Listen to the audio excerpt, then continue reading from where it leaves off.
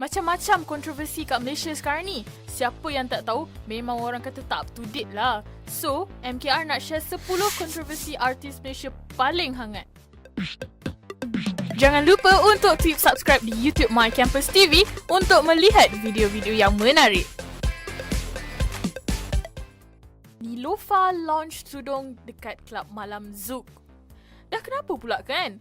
Ramai netizen naik marah sebab alasan Niloufar memilih tempat tu berdasarkan bajet. Dah macam tak ada tempat lain pula kan? Kata Niloufar, kalau acara ni diadakan di tempat lain, bajet yang harus dikeluarkan bertambah 8 kali ganda daripada bajet asal. Loufar juga melancarkan koleksi tudungnya yang diberi nama B-Loufar sekaligus meraihkan majlis sambutan ulang tahun kelahirannya yang ke-29. Pengacara rancangan sukan tak sentral anjuran Primeworks Studio, Amar Titan atau nama sebenarnya Azizul Amar telah mempersendakan nama bapa bekas pelari pecut negara Watsons Nyambet. Watsons telah mengambil tindakan undang-undang kepada Amar dan stesen TV itu. Menerusi akaun Instagram milik TV3 Malaysia, mereka sudah pun mengambil keputusan untuk menggantung Amar selama 5 bulan. Rancangan itu juga ditamatkan siarannya. Ukasha Senros buka tudung. Dah banyak isu kes buka tudung. Tapi, artis cantik ni juga paling kontroversi. Beliau juga sudah membuat pengakuan dalam video yang beliau tidak bertudung lagi selepas 3 tahun berhijab. Pengakuan ini telah membuatkan ramai peminat yang mengecam beliau di laman sosial. Nama Boy Iman memang cukup panas dan sedang hangat diperkatakan. Selain isu pengiktirafan bergelar doktor oleh sebuah universiti swasta luar negara, syarikat DBI miliknya juga telah mencetuskan kontroversi besar berhubung kes penipuan jualan rumah dengan nilai 6.2 juta ringgit Malaysia. Wish, banyak tu kosong-kosong. Beliau pernah ditahan dan juga dibebaskan. So, hati-hati beli rumah, okey? Oh yeah! Baru-baru ini, Alisha atau nama sebenarnya Raja Alisha Raja Amin dihentam teruk oleh netizen yang mengkritik gambar separuh bogelnya memperagakan pakaian dalam di satu akaun Instagram.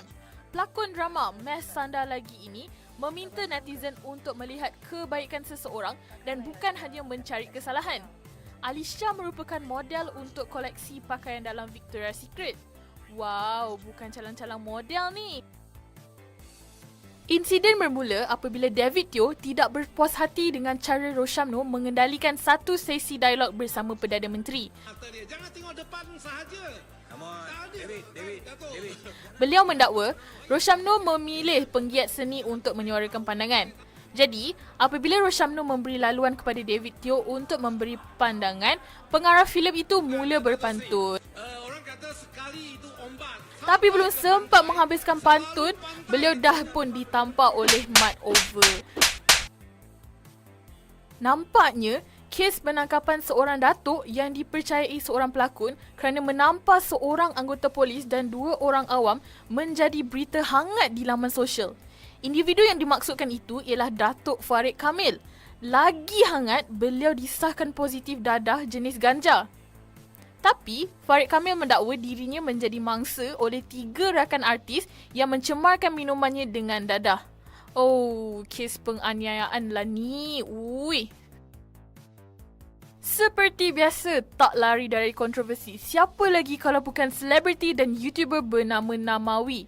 Namawi terus terkenal semuanya kerana kontroversi negatifnya. Namawi telah ditahan polis apabila dia mengeluarkan lagu baru yang berbau sindiran, Like a Dog. Dalam video itu, sekumpulan individu melakukan aksi lucah berdekatan pejabat Perdana Menteri.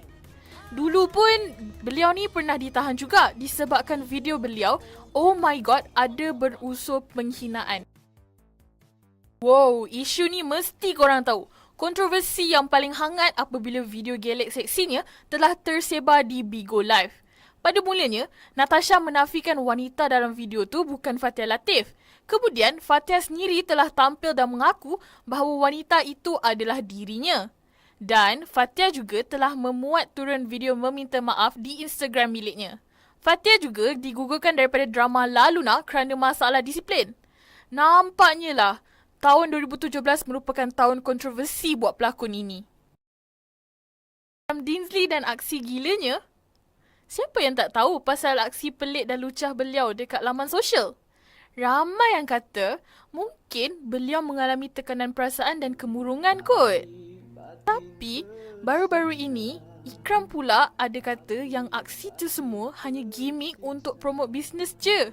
Ish. Jangan lupa untuk follow dan subscribe kami di My Campus TV.